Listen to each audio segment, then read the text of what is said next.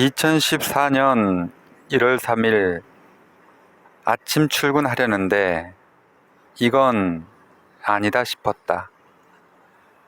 병이 조금씩 악화되어 그렇게 미뤄왔던 치료제 레보도파를 사용한 지 10개월째였는데 더 이상 환자를 진료하는 건 무리라는 생각이 들었다.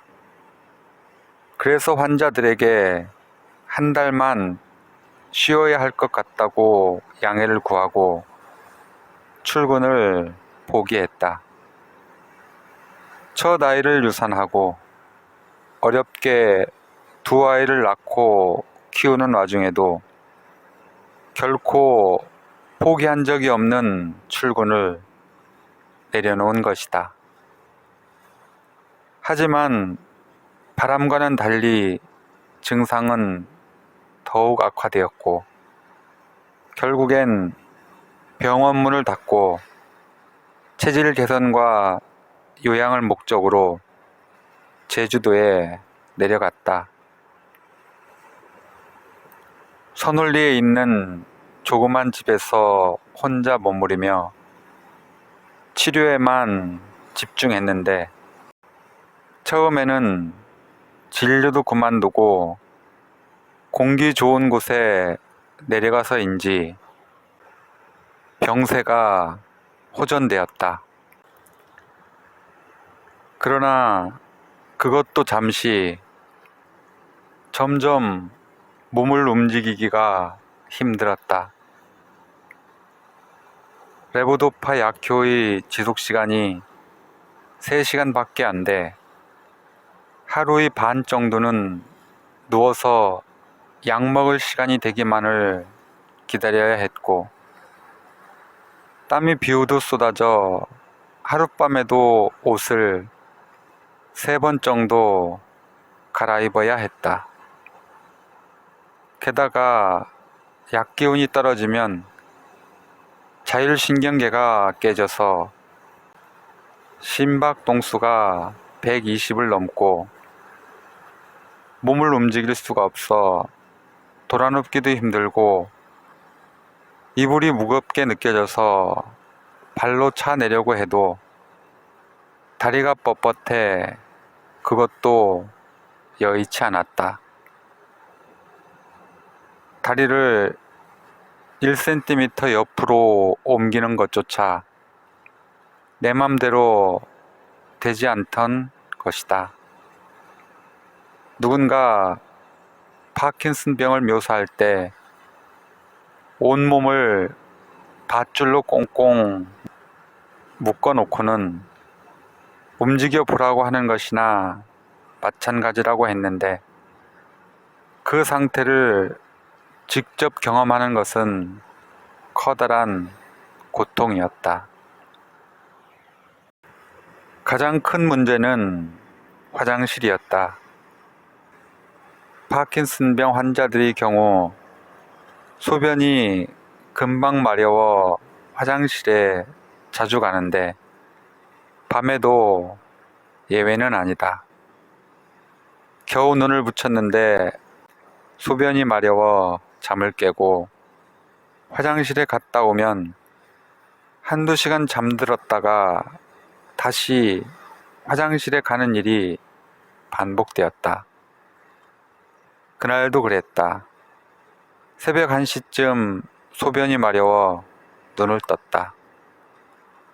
힘겹게 일어선 다음 화장실로 가려고 발을 떼는데 몸이 앞으로 쏠리면서 꽈당 넘어질 뻔했다. 분명 내 다리인데 내 맘대로 움직여지지가 않았던 것이다. 화장실이 바로 코앞에 있는데 도저히 거기까지 갈 수가 없었다. 땀을 뻘뻘 흘리며 화장실 쪽을 바라보며 움직이려다 앞으로 넘어지길 몇 번. 이대로 주저앉아 오줌을 싸버릴까 싶었다. 다 큰 어른이 바지에 오줌을 싸게 될 줄이야.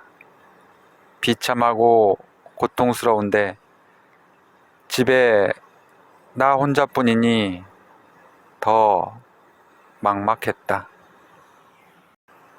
그러다 화장실 문을 바라보는 대신 발을 가만히 쳐다보았다. 그리고는 발을 한 발짝 천천히 떼었다. 신기하게도 발이 움직여졌다. 발을 쳐다보면서 다시 한 발짝 움직였다. 그렇게 한 발짝 한 발짝 나아가다 보니 어느새 화장실에 도착해 있었다. 보통 때면 2초 만에 갈 수 있는 화장실을 가는데 5분 넘게 걸리긴 했지만 도착해서 볼일을 봤으니 그러면 된 것 아닌가? 아, 한 발짝이구나.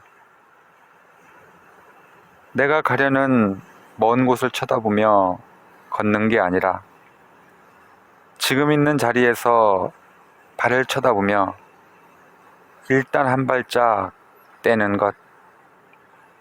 그것이 시작이며 끝이다.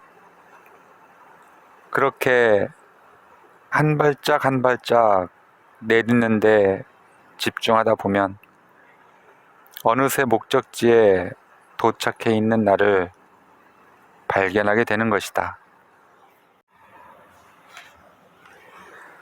흔히 높은 계단을 오를 때 저 위를 보고 가면 못 올라간다는 말이 있다. 분명 많이 올라왔는데 계단 끝까지 가려면 아직도 멀었다는 사실에 절망하여 주저앉게 되기 때문이다. 주저앉아 언제쯤 저 끝까지 갈 수 있을까 생각하다 아예 올라가기를 포기하게도 된다.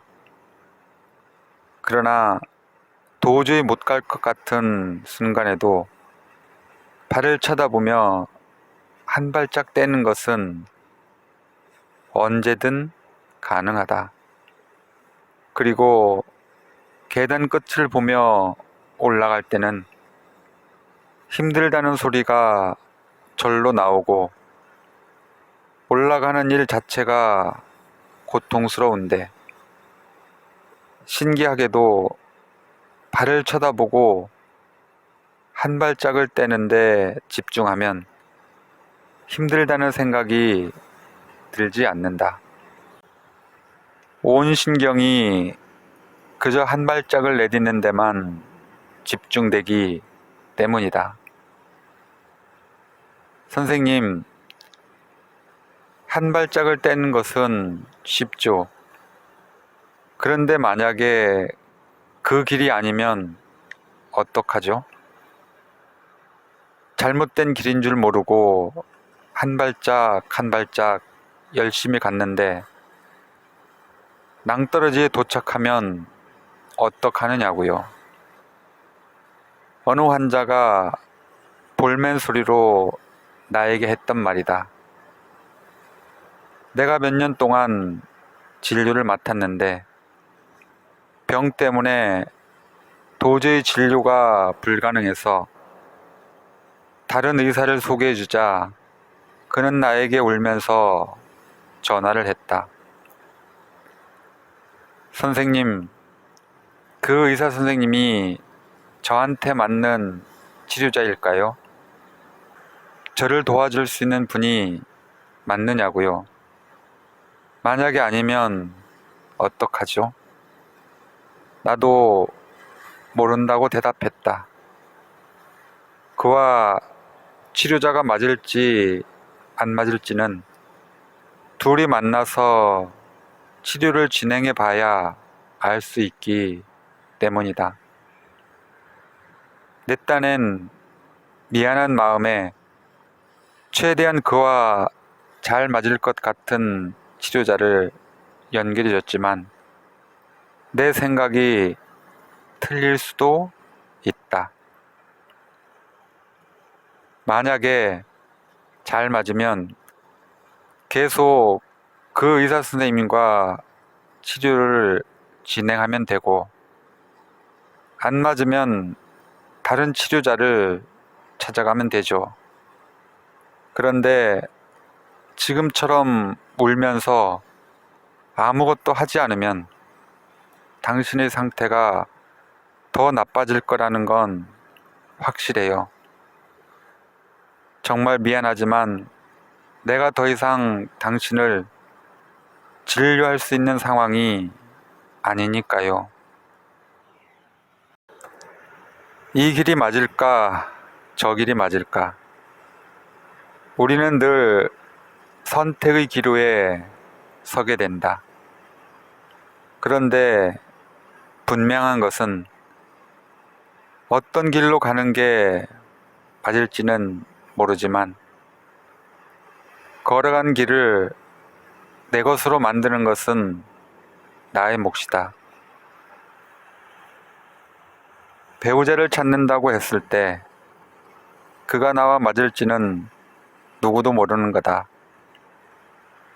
연애할 때는 괜찮았는데 막상 결혼하고 보니 안 맞을 수도 있다. 그럼에도 배우자를 내 남편 혹은 내 아내로 만들어가는 건 내 몫이다. 물론 선택한 길이 틀릴 수도 있고 최선을 다했는데도 낭떠러지에 도착할 때도 있을 것이다. 하지만 그게 두려워 한 발짝도 떼지 않으면 영영 아무 데도 못 가게 된다. 그리고 내 경험상 틀린 길은 없었다. 실패를 하더라도 실패로부터 무언가를 배우면 그것은 더 이상 실패가 아니었고, 길을 잘못 들었다 싶어도 나중에 보면 그 길에서 내가 미처 몰랐던 것들을 배움으로써 내 삶이 더 풍요로워졌다. 때론 내 뜻대로 흘러가지 않는 인생 때문에 화가 난 적도 있지만 분노의 힘이 나를 살게 한 적도 있다. 그러므로 가장 빠른 직선 코스로 가야 한다는 강박관념만 버린다면 한 발짝을 떼는 것에 대해 두려움을 가질 이유는 없다. 남보다 빨리 목적지에 도착해 봐야 그 기쁨을 같이 나눌 사람이 없다면 오히려 그게 더 슬픈 일이다. 그러니 어떤 순간에도 삶을 포기하지 말고 용기 내어 일단 한 발짝만 내디뎌 보라. 나는 화장실에 가기까지 5분이 걸렸지만 도착한 순간 해냈다는 기쁨에 환호성을 질렀다. 당신이 누구든 어떤 상황에 있든 한 발짝을 내디딘 순간 알게 될 것이다. 용기 내기를 참 잘했다는 것을.